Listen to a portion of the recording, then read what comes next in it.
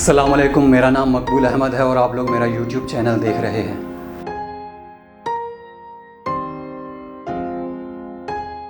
आज फिर एक सुबह आज़ादी तुलू हो चुकी है, मगर अभी तक वो सहर नमूदा नहीं हुई जिसकी हमें आरज़ू थी और जिसका हमें इंतज़ार था।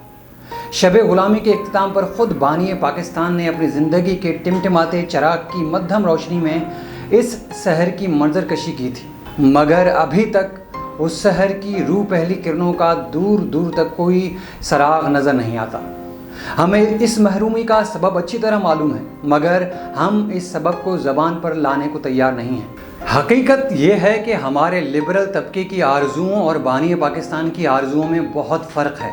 कायदे आज़म के लब पर वही होता था जो उनके दिल में होता था, मगर इस तबके के लब पर कुछ और दिल में कुछ और होता है। हर यौम आज़ादी के करीब हमारी मुट्ठी भर लिबरल दानिश्वर कायदे आज़म मोहम्मद अली जिन्ना की सैकड़ों तकारीर और दर्जनों बयानात को नज़रअंदाज करके उनकी 11 अगस्त 1947 की दस्तूर साज असम्बली में की गई तकरीर की एक पैराग्राफ को अपनी उम्मीदों और तमन्नाओं का मरकज़ व महवर करार दे लेते हैं और उन चंद सतूर को अपनी आरजुओं का लिबास पहनाने की कोशिश भी करते हैं। कायदे आज़म की ये तकरीर फिल बदी थी। इस तकरीर में बानी पाकिस्तान ने फरमाया कि अब इस मुल्क से रिश्वत की लत को ख़त्म किया जाए, उसी तरह ज़ख़ीरा अंदोज़ी और ब्लैक मार्केटिंग का भी ख़ात्मा करना होगा, अकरबा परवरी की लानत से भी छुटकारा हासिल करना होगा।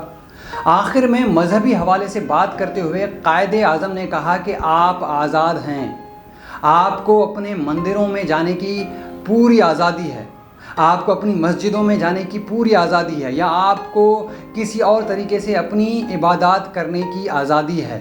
हमारे ये लिबरल हजरात मजहबी आज़ादी और रवादारी के बारे में कायदे आज़म के इस एक जुमले से सेकुलरिज़म बरामद करते हैं और अपने लिबरल तख़य्युल की हर परवाज़ के लिए उफ़क़ भी यहीं से फराहम करते हैं। कायदे आज़म के ये चंद जुमले अव्वलीन इस्लामी रियासत की मीसाक़ मदीना के ऐन मुताबिक हैं कि रियासत तो इस्लामी है, मगर इसके हर शहरी के बुनियादी हुकूक मसावी होंगे। 11 अगस्त 1947 को मजहबी आज़ादी और रवादारी पर बहुत ज़्यादा जोर देने का पस मंज़र ये है जिसका हमारे लिबरल दानिश्वर तज़किरा नहीं करते। तक़सीम हिंद की खबरों के साथ ही भारतीय अखबार नवीसों ने दिल्ली में ये प्रोपेगेंडा शुरू कर दिया था कि पाकिस्तान एक ऐसी मजहबी रियासत होगी जिसमें गैर मुस्लिमों के गले काट दिए जाएंगे। उसके साथ ही सिंध के बड़े बड़े हिंदू ताजरों के अंदर वसी पैमाने पर बेचैनी पैदा हो गई थी और वो भारत मुंतकिल होने के बारे में सोचने लगे थे। नीज़ उस वक्त तक छोटे मोटे फसादात भी शुरू हो चुके थे। इस पस मंज़र में मजहबी रवादारी के बारे में ये रोज़े बयान ज़रूरी था।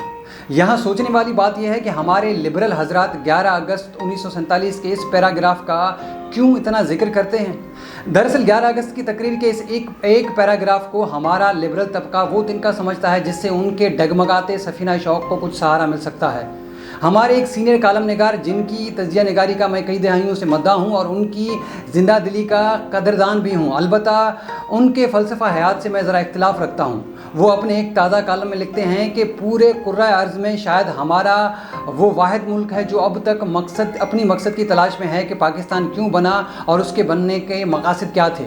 इस लाइल्मी या तगाफुल आरफाना पर मैं मुस्कुरा ही सकता हूँ और पास अदब मलहूज़ रखते हुए सिर्फ इतना अर्ज़ करूँगा कि जाने न जाने गुल ही न जाने, बाग तो सारा जाने हैं। कायदे आज़म ने तक़सीम हिंद से पहले कम अज़ कम 100 तकारीर और नई रियासत के वजूद में आने के बाद 14-15 मरतबा क़याम पाकिस्तान का मकसद वाज़े किया था। मैं सिर्फ 2-3 मिसालें दूँगा। 25 जनवरी 1948 को कराची बार एसोसिएशन से खिताब करते हुए कायदे आज़म ने फरमाया, हमें फ़ख्र है कि इस्लाम महज मज़हब नहीं बल्कि एक मुकम्मल निज़ाम ज़िंदगी है। इसमें क़वानीन भी हैं, फ़लसफ़ा हयात भी है। इस्लाम हमें आज़ादी, मसावत और इंसाफ का दर्स देता है। 1 जुलाई 1948 को स्टेट बैंक की इफ्तिताही तकरीब से खिताब करते हुए उन्होंने कहा कि आप बैंकारी के ऐसे तरीके इख्तियार करें जो माशरती और इक़्तिसादी ज़िंदगी के इस्लामी तसव्वुरात के मुताबिक हों। मगरिब के माशी निज़ाम ने इंसानियत के लिए बेशुमार मसाइल पैदा कर दिए हैं। हमें दुनिया के सामने एक मिसाली इस्लामी मुआशी निज़ाम पेश करना है। ऐसा करके हम बहैसियत मुसलमान अपना मिशन पूरा करेंगे। करारदाद मकासद में कायदे आज़म के इन्हीं फरामीन को सरकारी पॉलिसी करार दे दिया गया। फिर क़याम पाकिस्तान के मकसद को 1956 और 1962 और अब निहायत वजाहत और सराहत के साथ 1973 के आइन में भी बयान कर दिया गया है। लिहाजा ये सोचना दुरुस्त नहीं है कि हम अपने मकसद की तलाश में हैं, ऐसा हरगिज़ नहीं है। پاکستان وہ ملک ہے جس کے مقاصد کا تعین اس کی تخلیق سے بھی پہلے ہو چکا تھا۔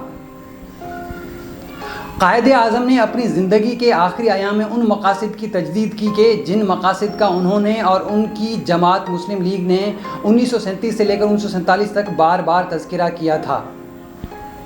فروری 1948 میں قائد اعظم محمد علی جناح نے ایک امریکی ریڈیو پر لوگوں سے خطاب کرتے ہوئے کہا کہ میں وثوق سے کہہ سکتا ہوں کہ یہ وہ جمہوری آئین ہوگا جس کی جڑیں اسلامی اصولوں اور قوانین میں شامل ہوں گی۔ ہم قومی اور عالمی امور میں راست بازی کے حامی ہیں۔ 21 فروری 1948 کو قائد اعظم نے ملیر میں فوجی ریجمنٹوں سے خطاب کرتے ہوئے فرمایا کہ تمہیں اسلامی جمہوریت کی ترقی اور حفاظت کے لیے کام کرنا ہے۔ اسی طرح اپنے وطن میں لوگوں کو اسلامی معاشرتی انصاف فراہم کرنے کے مواقع سب کے لیے بہم پہنچانے ہیں۔ 1 جولائی 1948 کو انہوں نے اسٹیٹ بینک کی تقریب میں کہا کہ یہاں اسلامی معیشت ہوگی۔ اب دیکھیے کہ 11 اگست 1947 کی قائد اعظم کی مذہبی رواداری کے بارے میں کہے گئے 2-4 زوردار جملوں سے ان کی اگلی پچھلی ساری کمٹمنٹس اور تقاریر کو پس پشت ڈال کر جس سیکولرزم کو برآمد کیا گیا تھا اس کا ادنی شائبہ بھی ہمیں ان کی وفات تک کہیں دکھائی نہیں دیتا۔ پاکستان کے اسلامی مقاصد کا تعین قائد اعظم محمد علی جناح بنفس نفیس کر گئے تھے۔ ان مقاصد کا عکس جمیل ہمیں 1973 کے آئین میں نظر آتا ہے۔ اسی لیے ہمارا ملک مقصد کی تلاش میں نہیں ہے،